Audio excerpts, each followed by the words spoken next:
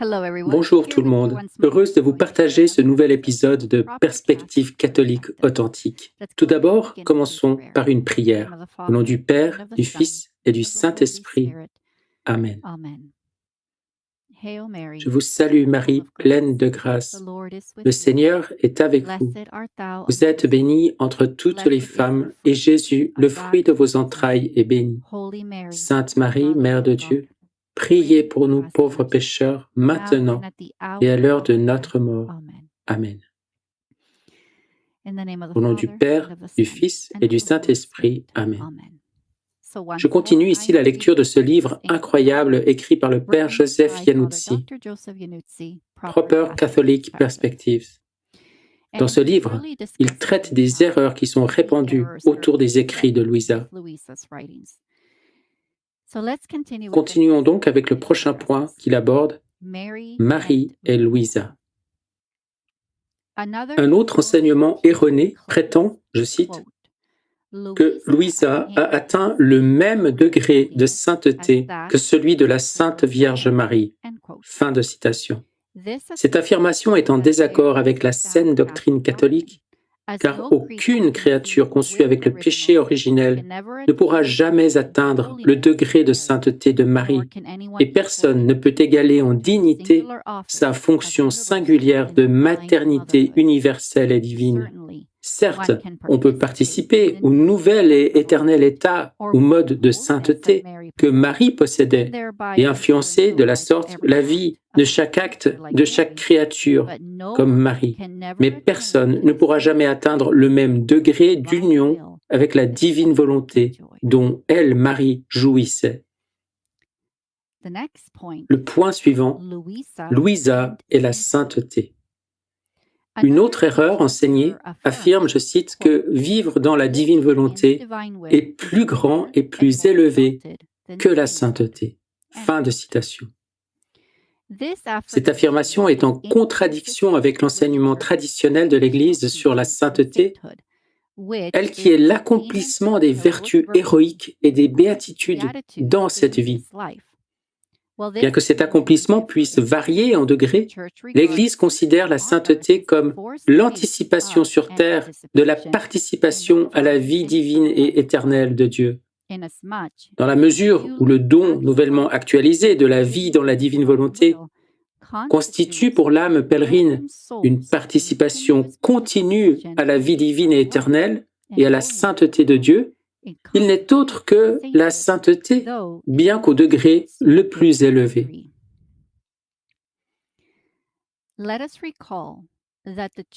Rappelons que l'Église a enseigné depuis des temps immémoriaux que le seul pas vers Dieu au-delà de la sainteté est celui de la vision béatifique ou mode béatifique dont jouissent les saints au ciel. Ceux qui vivent dans la divine volonté sur terre ne connaissent pas la vision béatifique ou le mode béatifique, mais le mode éternel qui les admet à la participation continue à l'activité éternelle de Dieu. Le point suivant, divine sainteté. Un autre enseignement controversé affirme, je cite, que ce qui rend nouveau le don de la sainteté de Louisa est une sainteté divine. Fin de citation. Si le don de la vie dans la divine volonté que Louisa révèle est effectivement nouveau, il ne faut pas caractériser cette nouveauté comme celle d'une sainteté dite divine. En effet, tous les baptisés par le sacrement du baptême reçoivent une sainteté divine. Et par conséquent, la sainteté divine n'est pas nouvelle. La nouveauté de la vie dans la divine volonté est plutôt la sublimation de l'activité divine de Dieu dans l'âme du baptisé, de sorte qu'elle devienne ainsi continuellement éternelle. Vivre dans la divine volonté est plus qu'une sainteté divine, c'est une sainteté éternelle. Vivre dans la divine volonté est décrit dans les écrits de Louisa comme la participation de la créature sur terre à l'opération continuellement éternelle de Dieu, celle dont les bienheureux jouissent au ciel. C'est le ciel sur la terre intériorisée. L'Église a toujours offert aux fidèles une sainteté divine, mais récemment, par le don, elle reçoit une plus grande effusion de cette sainteté en vertu de l'activité continuellement éternelle de Dieu dans l'âme de la créature humaine.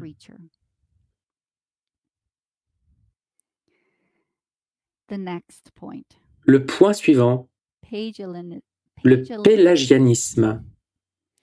Lié à la sainteté exclusivement divine, on trouve l'affirmation selon laquelle les saints du passé auraient possédé simplement une sainteté humaine.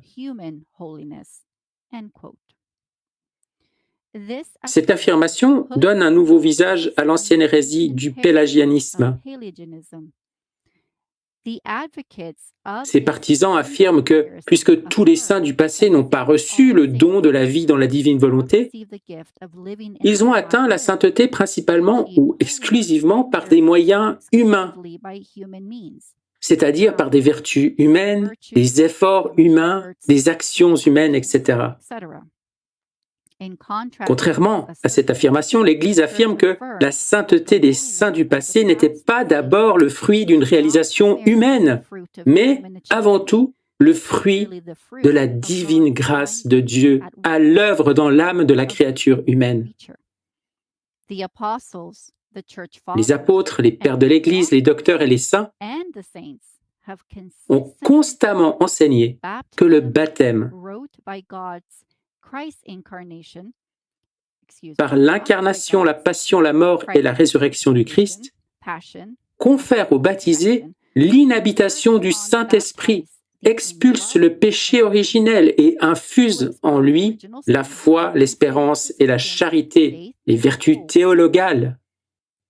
Ainsi, le baptisé devient une créature nouvelle dans le Christ, participant à la vie divine et à la sainteté de Dieu, ainsi qu'au sacerdoce du Christ.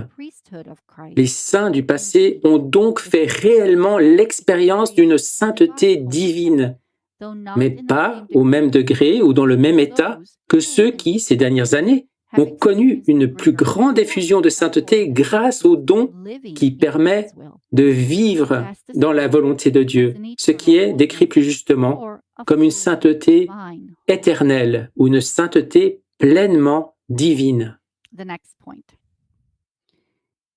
Le point suivant, consécration à Louisa. La controverse entoure également le fait de se consacrer à la servante de Dieu, Louisa. Si l'Église n'a pas expressément déconseillé de se consacrer à Louisa, elle attire notre attention sur la finalité d'un tel acte et sur les termes utilisés dans la consécration. Considérons que dans son décret du 6 juin 1992, la Congrégation pour la doctrine de la foi, la CDF, a affirmé, en faisant référence à une communauté dévouée aux anges et pratiquant une forme de consécration à ces derniers, je cite, « Les différentes formes de consécration aux anges pratiquées par un groupe particulier d'individus sont interdites. » Fin de citation. Cependant, après un dialogue fructueux mené par le délégué nommé par le Vatican qui a supervisé l'application du décret de 1992, la CDF a publié une nouvelle déclaration en 2000 approuvant une formule appropriée de consécration aux saints anges.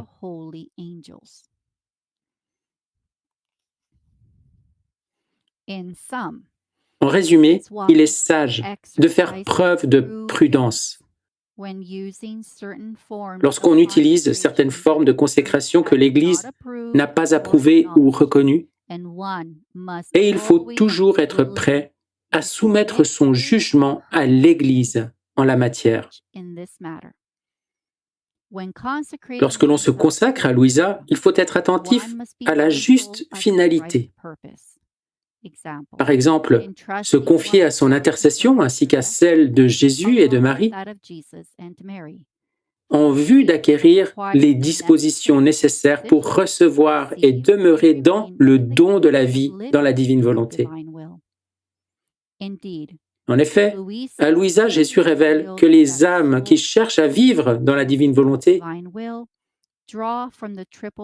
puisent dans le triple plan des trois volontés qui offrent à Dieu une triple réparation et une triple gloire,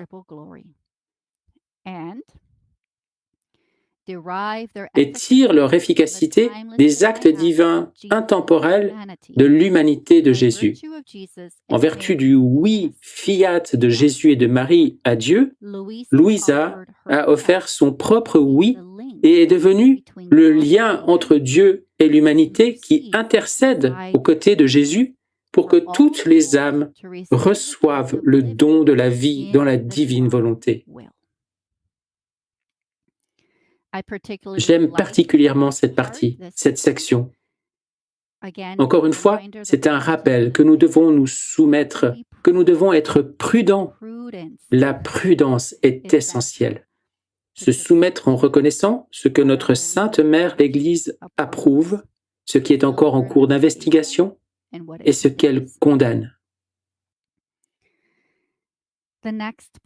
Point suivant, les reliques de Louisa. Ambigu est l'enseignement affirmant que les reliques de Louisa auraient touché la divinité.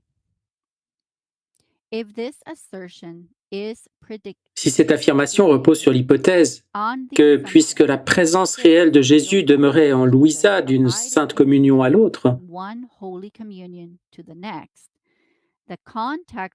le contact de son corps avec ses vêtements ou objets les rendrait divins, ce n'est pas de saine doctrine catholique. Car le simple contact d'un habit ou d'un objet matériel avec le corps humain de Louisa ne se traduit pas par un contact direct avec Dieu, la divinité elle-même. D'autre part, si cette assertion est fondée sur l'affirmation que puisque le corps de Louisa ou ses vêtements auraient touché le Christ pendant les apparitions, à l'instar des corps ou vêtements d'autres saints qui ont bénéficié d'apparitions, de tels objets ou vêtements seraient source de grâce, ce n'est pas de saine doctrine catholique. Si le terme relique peut effectivement s'étendre au corps et aux effets d'un serviteur de Dieu ou d'un vénérable dont la cause de béatification est en cours, de telles reliques ne peuvent être librement commercialisées à des fins lucratives. L'article 1190 du Code de droit canonique interdit strictement la vente de reliques sacrées. Les reliques de première classe sont des morceaux d'os ou de chair d'un saint. Les reliques de deuxième classe sont des objets qu'une personne sainte a portés ou possédés. Les reliques de troisième classe sont des objets qui ont touché d'autres reliques et que l'on peut trouver dans de nombreuses boutiques de souvenirs d'église. Il convient de noter qu'il est toujours possible de faire passer un faux pour un vrai.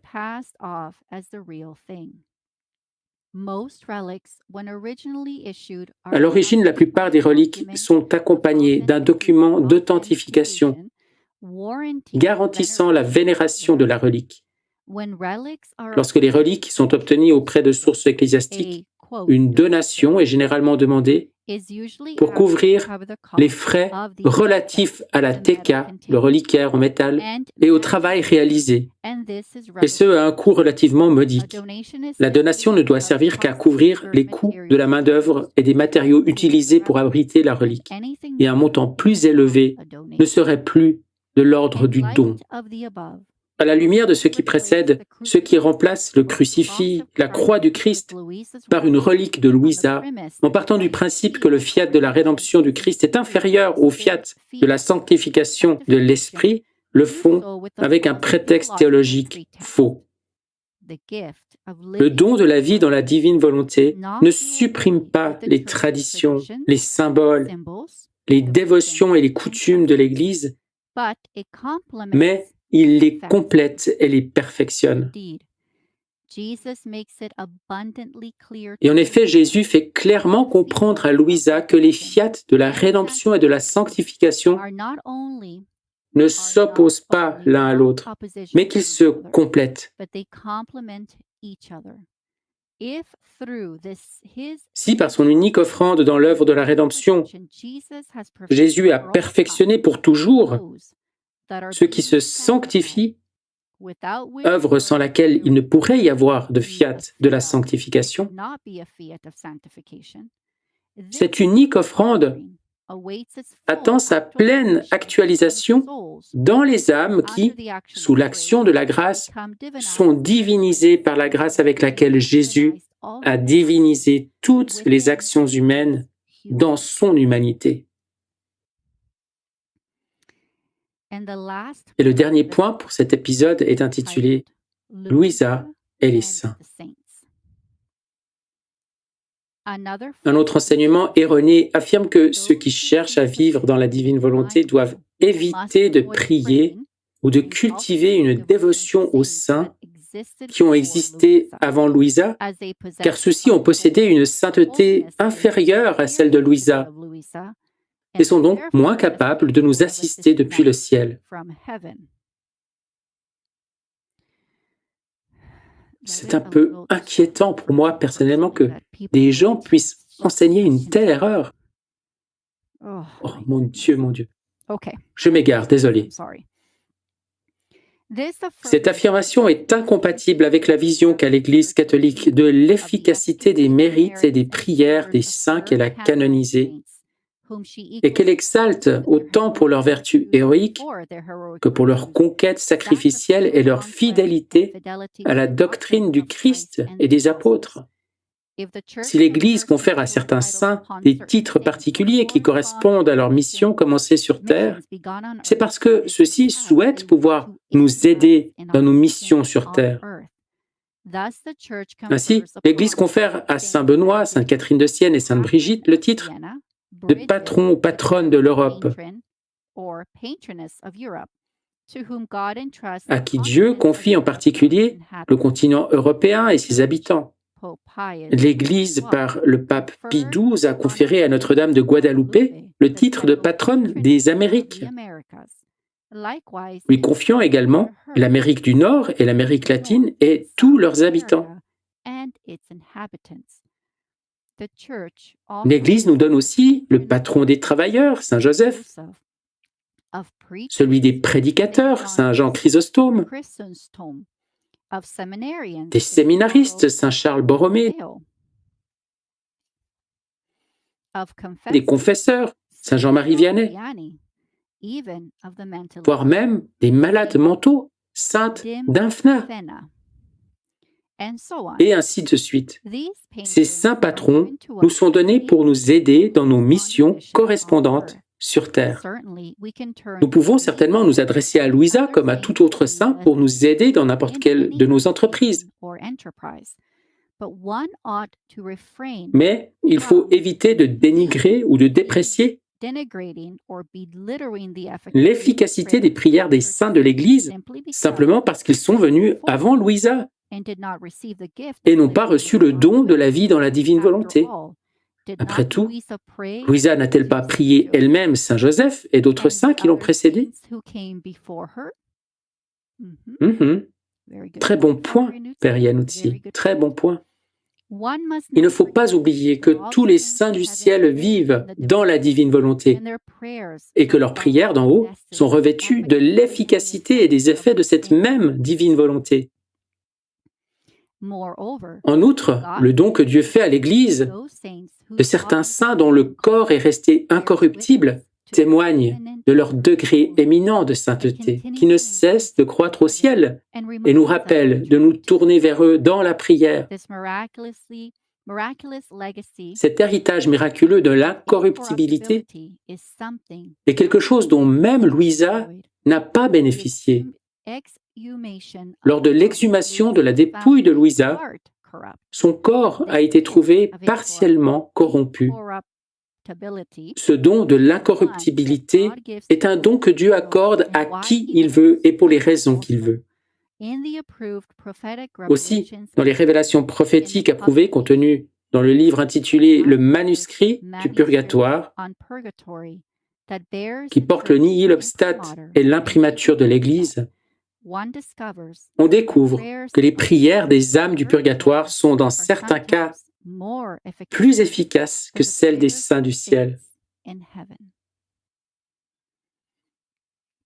Et c'est sur ces mots que se termine cet épisode. Nous poursuivrons avec notre prochain épisode qui sera lui aussi merveilleux comme les autres. J'ai hâte de le partager avec vous tous. Je prie que Dieu bénisse chacun d'entre vous et que Notre-Dame et Saint Joseph vous protègent toujours. Fiat et bonne nuit.